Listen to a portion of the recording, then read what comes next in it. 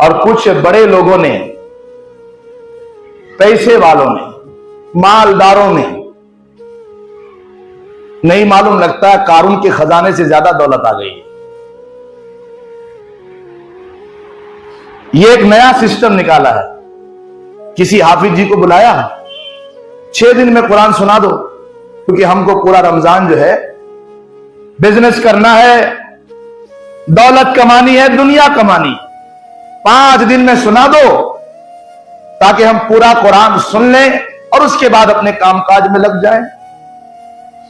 ये आपसे किसने कहा कि रमजान में पूरा कुरान सुन लिए तो आने वाले दिनों में तरावी की छुट्टी हो गई?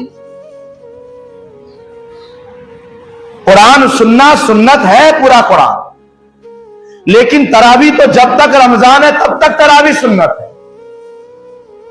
ये कहां से आपने नया शगुफा निकाला कि 6 दिन किसी हाफिज जी को बुला के सुन लो 5-5 पारे?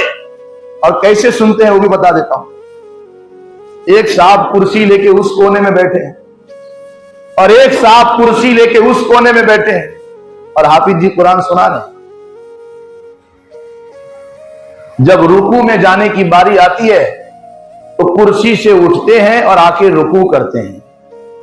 ये अल्लाह की बंदगी है, इस तरह अल्लाह की इबादत होती है। ये इस बारगाह का अदब है। जालिमों, ये अल्लाह की बारगाह की शान के लायक अदब है। ये रमजान का एहतराम है, ये कुरान का अदब है, ये तरावी का ख्याल है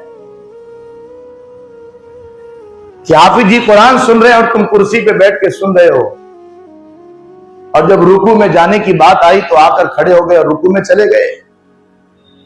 कुछ हमारे जवान भी करते हैं पीछे रमजान, कुल्ली करने जाएंगे, थूकने जाएंगे, घूमने जाएंगे, बाहर घूम के दिल नहीं भरा, वजू खाने में जाएंगे, मस्जिद की लाइट गिनेंगे, पंखे गिनेंगे, और जब इमाम साहब रुकू में जाएंगे तो आके उंगली कटा के शहीदों में शामिल हो जाएंगे। आपको डर नहीं लगता है क्या ये सब चीजें अल्लाह से छुपी हुई है जो आप कर रहे हो? यानी बड़ी मुश्किल से तो आप गिरते पड़ते मस्जिद पहुंचे रमजान में, बड़ी मुद्दतों के बाद तो इमाम के पीछे जमात से नमाज पढ़ने का मौका मिला। तेरे दिल कैसा हो गया, कभी झांकते नहीं हो क्या? अल्लाह की इबादत में जी चुराने को मन चाहे, आप अपने दिल में झांकते नहीं हो कि दिल इतना सिया हो गया कि रमजान जैसे मुकद्दस महीने में अल्लाह के घर में इमाम के पीछे अल्लाह की इबादत में खयानत करते हो? इतना बड़ा धोखा अपने आप से, हैरत है। अरे बच्चे करें मजाक मस्ती में तो समझ में आता है, 18 साल का जवान ऐसा करता है, 20 साल का जवान ऐसा करता है, 25 साल का जवान ऐसा करता है। उस कुरान को नहीं सुनना चाहते हो जिस कुरान को सुनकर मेरे मुस्तफा के सहाबा के आंखें बरस पड़ती थी? उस कुरान को नहीं सुनना चाहते हो जिस कुरान को सुनकर जिन रोते थे? उस कुरान को नहीं सुनना चाहते हो जिसके एक एक हर्फ से बदन को, रूह को ताकत मिलती है, जिसके लफ्ज लफ्ज में रूहानी ताकत रखी है? उस कुरान को नहीं सुनना चाहते हो? चुटकुले सुनने की इतनी आदत हो गई, स्टेजों के जरिए इतने कॉमेडी और मुज़हिका खैस और हंसने हंसाने की बातें हुई कि मेरी कौम के जवानों को तरावी में कुरान सुनना बोझ महसूस होने लगा। यहां भी उनको चुटकुले चाहिए, यहां ये रोने की जगह है, ये हंसने की जगह नहीं है।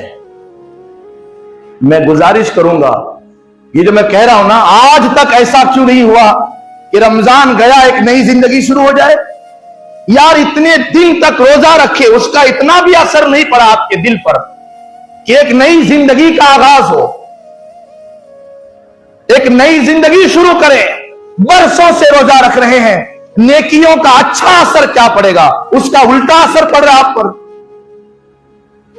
जो नेकी घमंड पैदा करे, गुरूर पैदा करे, सुस्त बना दे, दुनिया में जब उस नेकी का हाल यह है तो आखिरत में उस नेकी से आप क्या उम्मीद रखते हैं? खुदारा जायजा लीजिए अपने रोजों का, रमजान का एहतराम कीजिए। ये जो कहा गया ना, मैंने जो कहा कि रमजान पाक करने आता है, बख्शवाने आता है, एहसास को यकीन में बदलने आता है, ये सबके लिए नहीं है, ये उसी के लिए है जो रमजान के एक एक सेकंड का एहतराम करे। कभी कुरान की तिलावत कर रहा है, कभी तस्बीह पढ़ रहा है, कभी तरावी की शक्ल में रात में क़याम कर रहा है, कभी शहरी की शक्ल में नेकी कर रहा है, कभी शहरी से पहले जाग कर मौके को गनीमत समझ के तहज्जुद पढ़ रहा है, रोजे की हालत में जबान आंख कान की हिफाजत कर रहा है। जो इस कदर पाबंदी के साथ रोजे रखेगा और जो रमजान का इतना एहतराम करेगा, अल्लाह उसको तकवे की दौलत देगा। और तकवा इतनी बड़ी दौलत है कि अगर तकवा मिल गया तो दुनिया भी मिल जाएगी, आखिरत भी मिल जाएगी, सब मिल गया। खुदारा ये बहुत बेहतरीन मौका है अपने गुनाहों से पाक होने का, साफ होने का, अपने गुनाहों से धुलने का। इसको भी रस्म में जाया ना करें यार। नमाज तरावी इबादत हो रही है, उसको रस्म ना बनाएं, खुदा की इबादत को रस्म ना बनाएं। किसी चीज को तो हमने छोड़ा नहीं, मगर अल्लाह की इबादत को रस्म ना बनाए। ये हमारे दिल की ग़िज़ा है, ये हमारी रूह की ग़िज़ा है, ये हमारी जरूरत है, दुनिया की भी, कब्र की भी, आखिरत की भी। इसको रस्मी तौर पर अदा ना करें, इसको ऊपर ऊपर से अदा ना करें, इसको दिखा दिखा कर अदा ना करें, इसको अदा भी करें और महसूस भी करें। कुछ फर्क पड़ रहा है कि नहीं पड़ रहा है? कुछ बदल रहा हो कि नहीं बदल रहा हूं?